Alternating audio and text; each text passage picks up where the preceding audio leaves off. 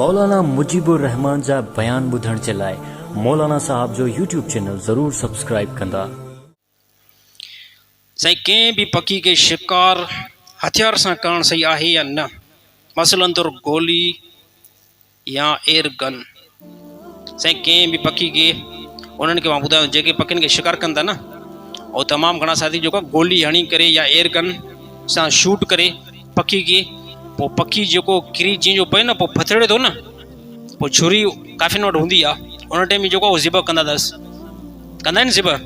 जेकॾहिं उहे फथड़े थो टपा ॾिए थो, उन टाइम ज़िब कयईंसि हाणे साईं हिलाला, या कयईंसि जेको बरोचकी, सभिनी खे गोलियूं हणी करे साईं वॾो हिकिड़ो पिंजरो भरे करे पोइ जीअं घर वञी करे ज़िब थो कयां, घर पहुतो सभु मॉल आहिनि, चई साईं काई रखोसि ॾिठो वेंदो, पोइ साईं सभु हराम खाधो। पोइ ॻाल्हि सम्झो आई न आई साईं?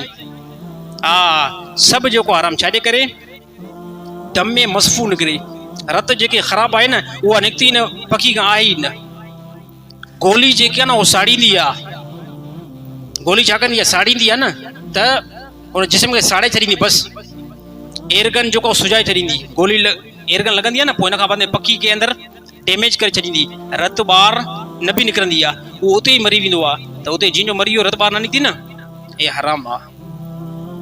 हे चए साईं, हे बिल्कुलु हराम आहे। त इहो अहिड़नि पखियुनि खे खाइण खां बिल्कुलु परहेज़ कयो। शिकारनि खे ॿुधायां थो, गोली हणी करे एयरगन हणी करे छुरी हुजे फौरी तौर उन टाइम ज़िब करे छॾींदा कयो, इहा पोइ जेको हलाल थींदी।